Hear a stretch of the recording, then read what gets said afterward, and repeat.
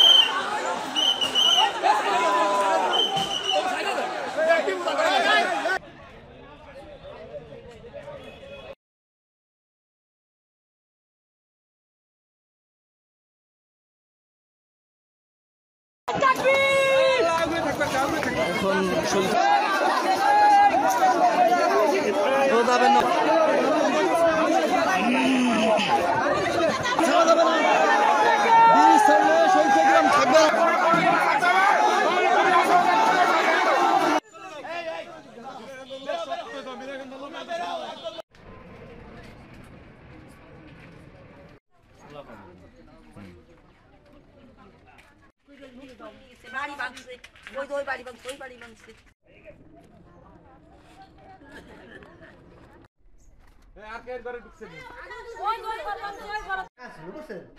টাকা 10,000 নাই।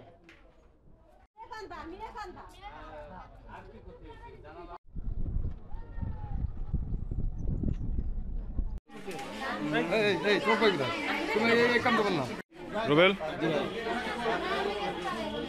লাগলে আমি অবশ্যই পাঠাই দেবো। ভিডিও আছে, ভিডিও এডেন নাই।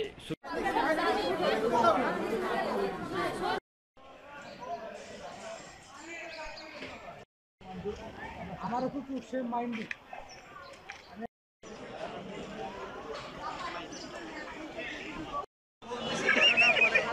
ভালো লাগলো ভিডিওটা আমার।